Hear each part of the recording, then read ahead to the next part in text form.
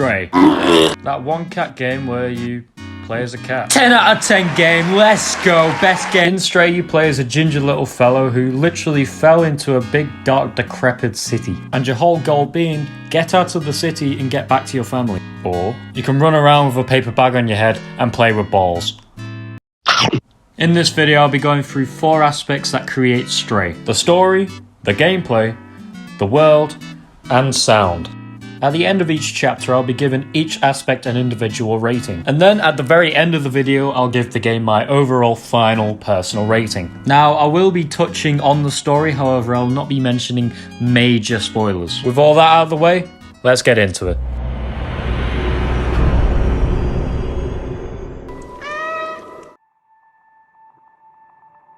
The game starts off with a ginger little cat. You do some venturing around with no apparent goal, which allures us into this feeling of the game being innocent fun and nothing could possibly go wrong. Until the ending that made me clinically depressed. But forget that. You can nuzzle other cats! Let's go! All is good until your cat fails a real life QuickTime event and falls literally into an abyss. The scene did not need to be this sad. Why did BlueTwelve Studio always do this, man? My little singular monkey neutron brain is like, no, sad cat, no! We are then forced to see Stray injured. Why do they keep on doing this? And already at this point in the game, we've got a connection with the character. After we escape the Birmingham sewers, we find ourselves in this isolated, desolate, dead city with walls straight out of Attack on Titan. The one thing that hits us straight away is the absolute beauty of this game. I mean, it is absolutely gorgeous looking at it. And it's so impressive for an indie studio game.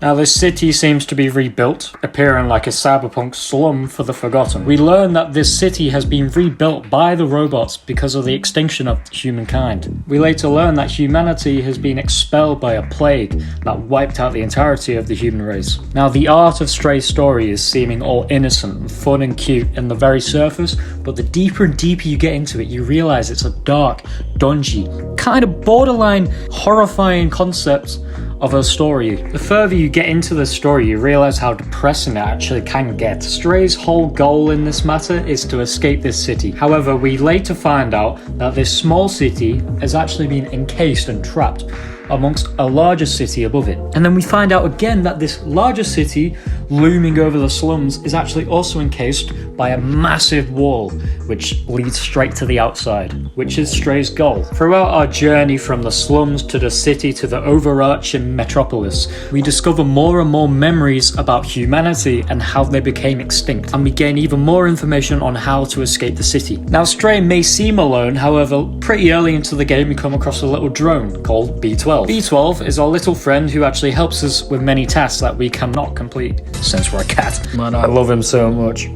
Hurry up and make a real life B12. Another thing, we get to watch Stray be severely dramatic over wearing a little battery pack or whatever. This story in conclusion is this lonely cat falls into a massive abandoned city that has been left exiled by humankind, left with these robots to evolve and then live in this city. With Stray's goal to escape the city, but we don't realize early on how difficult this will be. The story is simple but effective due to the fact you're playing as a cat. However, the relationships that it builds along the way helps excessively progress the game's story. It was really interesting uncovering the mysteries between humanity and extinction throughout the memories of B12. Also watching the evolution of Stray's personality and interaction with the surroundings, from being scared constantly to just getting on with everything. This game's story is pretty short, spanning 5 hours, and the story somewhat relies on the player's initiation of the story to understand it properly. However, it can go over some players' heads. And the story isn't exactly mind-boggling and amazing, it just does the job fine enough. But it is very hit and miss for a lot of players. Therefore, Stray's story gets a 7 out of 10.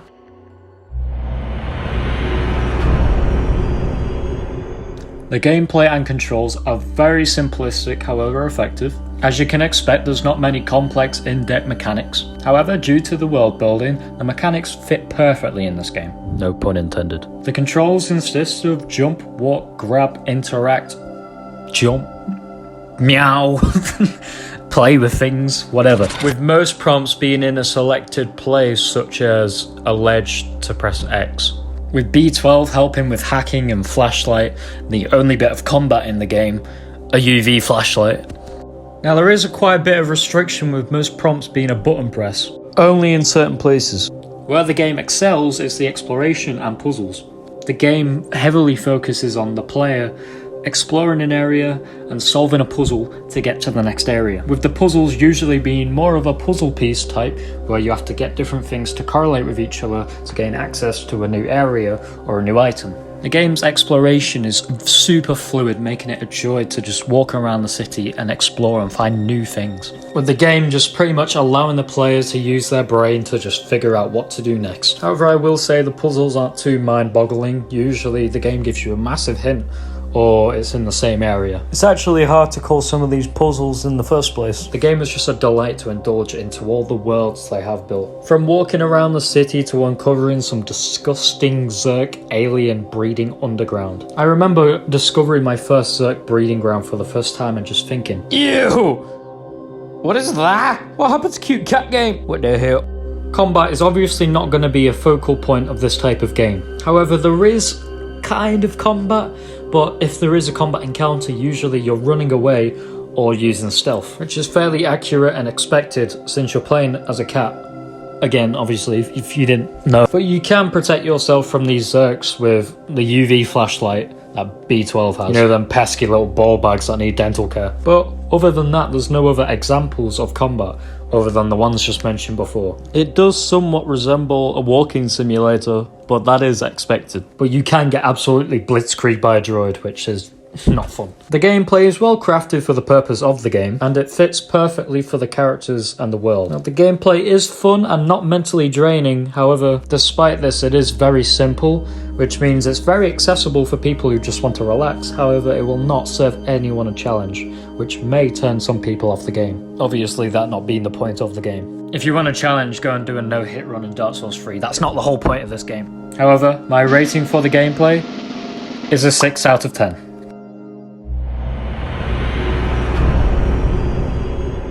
The world of Stray is absolutely stunning, with each area striking awe into me. I would find myself just discovering a new area and just exploring and searching for every single tiny crevice, from the slums to the sewers to the breeding grounds to the city. I just loved all of it. The overwhelming beauty and charm of the art direction in this game clearly shows BlueTwelve Studios' passion for creating this game. The world creation is stunning and the team clearly cared so much about making this game. Full kudos to the art direction team. All the robots in Stray all have individual looks and personalities and interactions with Stray. And despite the city just being full of robots, it feels alive and thriving. And I even built a relationship with some of the robots, such as Momo and Clementine. They're absolute chads. I love them so much. These robots felt like humans. Name the slums resembles the Hong Kong slums, with a very dark lower ground, but everyone's kind of united, and due to the poverty and just absolute ruin amongst the slums, people are kind of just friendly to everything, except this guy. Don't throw paint at his door. Despite the dinginess of it, it's still very lively with neon lights and these humble huts, where the transitions to new areas are seamless, with the world's beauty being the strongest part of the game and undeniably drop-dead gorgeous. The cyberpunk Hong Kong cities just have so many twisting areas that lead seamlessly into new places, with little areas that have more memories for B12 to consume and remember, and give us more lore about the history of the humanity's extinction, or to get out the city, and some little side stuff like badges. In conclusion, the world of Stray is so intriguing and interesting, making anyone who is slightly engaged with the story or the gameplay want to fully explore every area. Every single area is either gorgeous, riveting, or just unique, with each level provoking a unique personality or aura. And the world building is absolutely and undeniably the best part of this game. The world of Stray gets a solid 8 out of 10.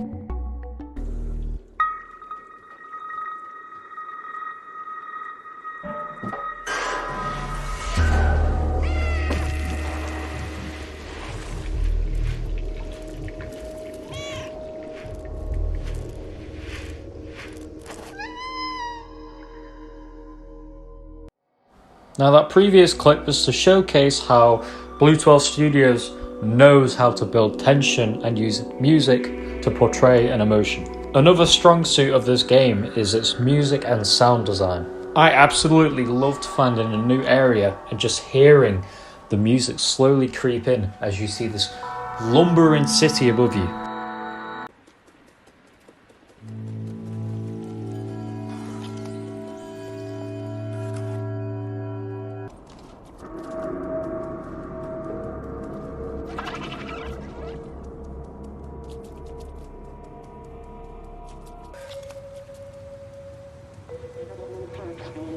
Every instance of music being played or a sound effect being played, it just matches perfectly.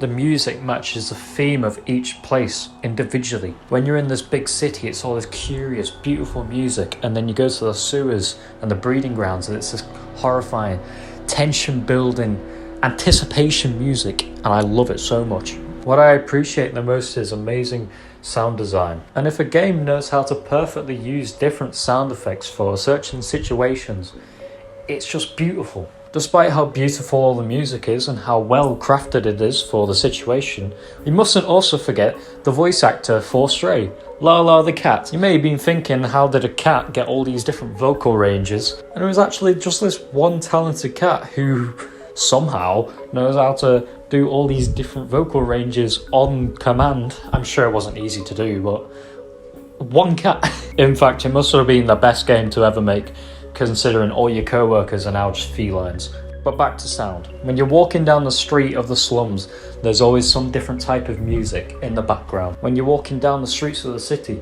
there's some music in the background. When you're in the breeding ground, there's some music in the background, and it's all perfectly crafted for where you are.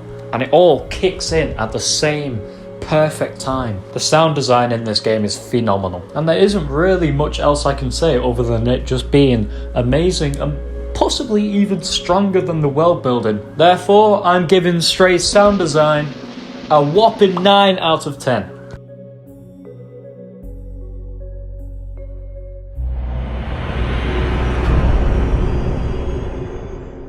Stray is a lovely, charming little game. With a stunning world you can venture around, with many memorable characters and areas, and with simplistic gameplay which makes it a very relaxed, laid-back experience. Which again, is if you're coming to this type of game, it's what you're coming for. Now I have heard some reviews on people not liking the game because of its simple gameplay and restrictions on exploration. And I completely understand all of that. However, I feel like for what Stray is and what it promotes to you, you kind of get what you're given and you get what you expected. And I genuinely believe what Stray gave us is what we wanted from a cat game. You play as a cat, you got what you wanted.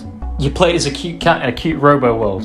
And if you wanted some hardcore combat and stuff like this, then I'm afraid it's just not the game for you. However, I do indeed acknowledge all the flaws the game does have, such as the puzzles pretty much not being puzzles, with interaction with things, basically having to have a specific spot for you to actually do something. The lack of enemy variety is also another thing. The lack of side content also can be a flaw, as the only bit of side content we have is collection, and the amount of limitation that the game does have on us, where we can't exactly jump where we want, we have to be in a designated situation. However, personally, I got exactly what I wanted from this type of game. Is it a masterpiece? Absolutely not. But is it a cute cat game where I get to play as a cat in a cyberpunk world?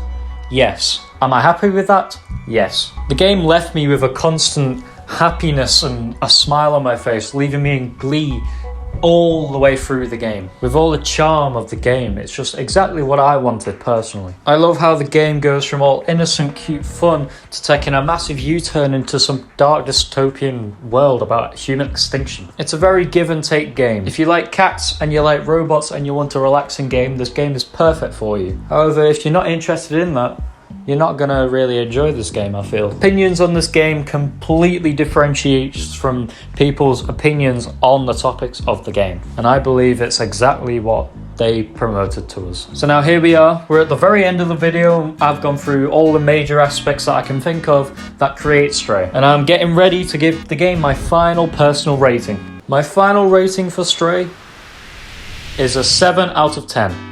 Reason being, it is exactly what I wanted from a cat game where you play as a cat in a cyberpunk world.